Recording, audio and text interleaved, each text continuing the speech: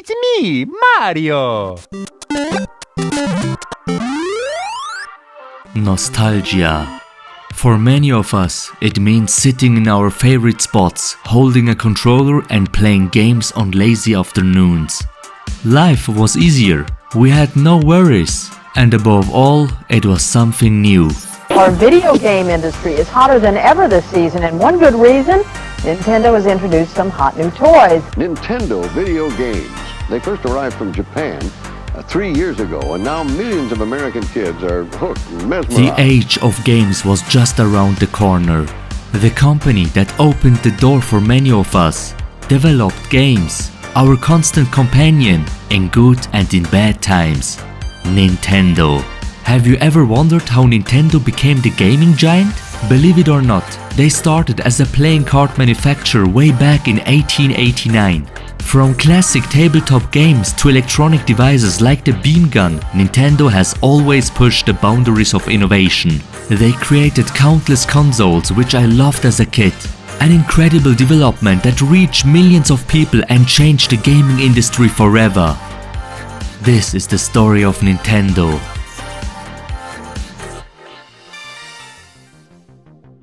We are going to focus specifically on home consoles in this video. So, how did it start? Nintendo released a line of 5 dedicated home consoles in Japan from 1977 to 1980.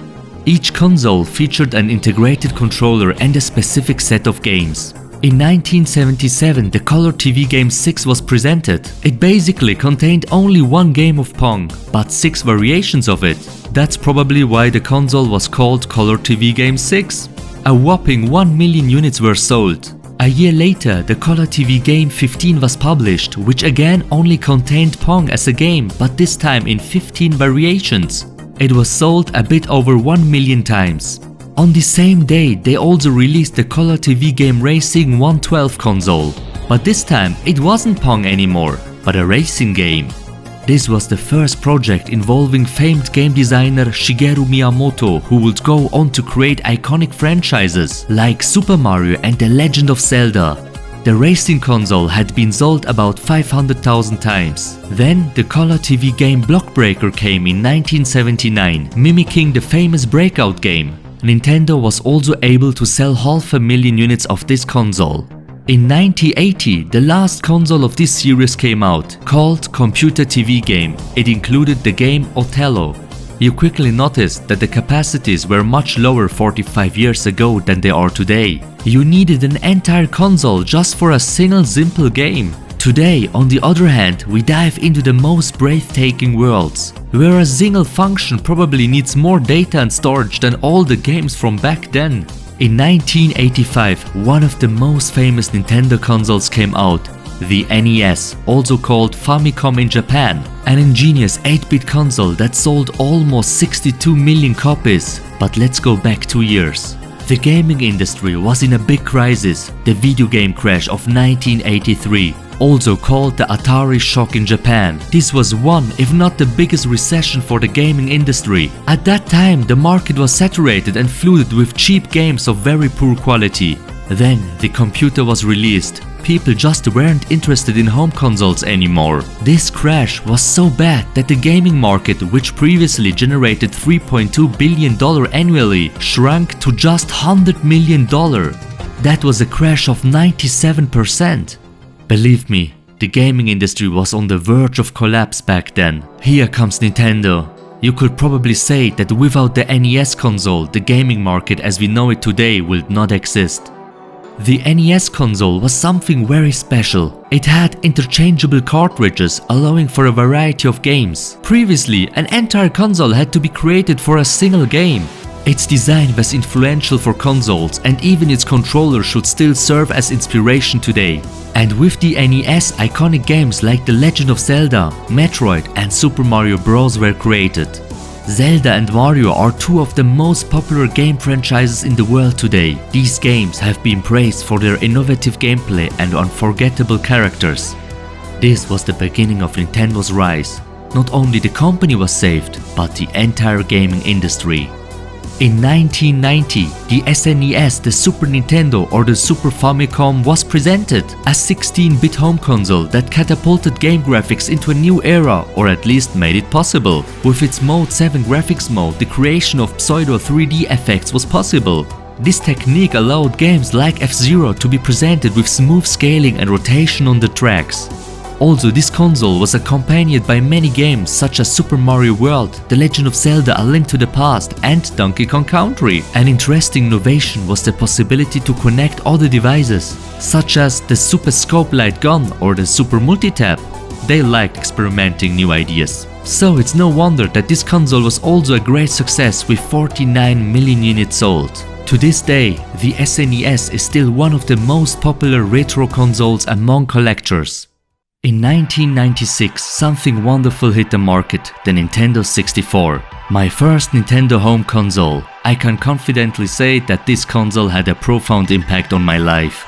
It was a groundbreaking console with advanced 3D graphics and a unique controller that was a mix of joystick and buttons. Additionally, it featured 4 controller ports, making multiplayer gaming on a single console even more popular. The games were simply perfect. Mario 64, which I spent days and nights playing, new Zelda titles like Majora's Mask, Mario Kart 64 and the legendary Super Smash Bros. A console I will never forget. This time, the sales figures were slightly weaker than before with 32 million units sold. It was the first time Nintendo faced truly strong competition, the PlayStation.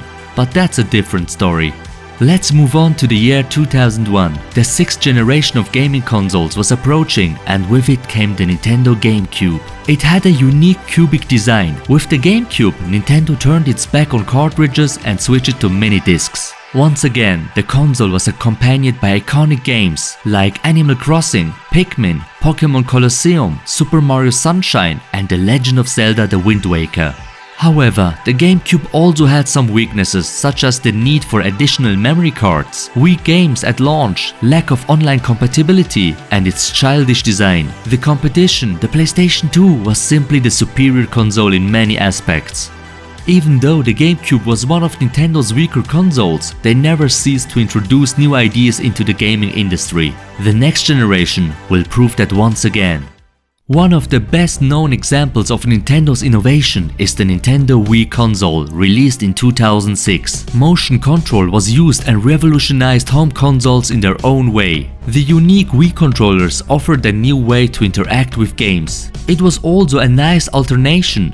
Maybe that sounds a bit weird, but you could do sports with many games. One of the most famous games was probably Wii Sports. This game has almost become a cultural phenomenon. The console also came with online features and its own Wii Shop channel. They learned from the mistakes of the past. With over 101 million units sold, the Wii became the best-selling Nintendo home console at its time. Again, Nintendo has proven that they can rise from the ashes. 6 years later, in 2012, the next generation of consoles, the Wii U, was released. Unfortunately, this time everything that could go wrong went wrong.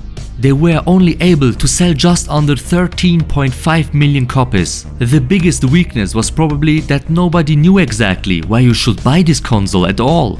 Their new features weren't highlighted well enough by bad marketing. Many didn't even know that this was the new generation of Nintendo consoles. It was clearly a mixture of handheld and home console and was also the forerunner of the Nintendo Switch. The Wii U had interesting new features, such as a touchscreen. They also introduced Miiverse, an internal social network. The Wii U also offered high-resolution graphics, which the predecessor, the Wii, lacked. Also, games like Super Mario 3D, Splatoon and Super Smash Bros. Could not save the console. Unfortunately, even the name was chosen so badly. I mean, Wii U? They just put a U at the end. Of course, everyone immediately thinks that this is just another version of Wii and you won't need it. The worst thing was that the competition, PlayStation and Xbox, both brought strong consoles into the market. And again, Nintendo had to learn from their mistakes. After their greatest defeat, their greatest victory should follow. 5 years later, in 2017, the Nintendo Switch was released. This is also the latest Nintendo home console at the moment. It was a breathtaking console that was a hybrid of handheld and home consoles. The failure of the Wii U has now been transformed into something completely new. You could now play at home and on the go on a single console at the same time. The central unit of the console is a portable tablet with a multi-touch screen, which can be placed in a special docking station and can be connected to a TV for home gaming. So you could seamlessly pick up your Switch and play it on the TV. Additionally, the detachable Joy-Con controllers are an important part of the Nintendo Switch experience, allowing for both single-player and multiplayer gaming. These controllers can also be used as motion controllers like the Wii sticks. So you literally took all the good features from the previous consoles and fused them together. This time there were also fantastic games to start with, such as The Legend of Zelda Breath of the Wild, one of the best Zelda games ever, which got a lot of praise for its innovative open world design. The game was bought 29 million times for the Nintendo Switch alone. The marketing was this time brilliant. You could see the new features straight away. You were immediately drawn into it. It was a good console for both young and adult. There were also other versions for the Switch, such as the OLED Switch, which was released in 2021. In total, the Nintendo Switch with all its versions has been sold over 125 million times so far. The Switch climbs to number 1 and is the most successful Nintendo console. Nintendo's history includes some of the most spectacular consoles ever. While the competition just brings the exact same console every year in an improved form, Nintendo has always dared to do something new.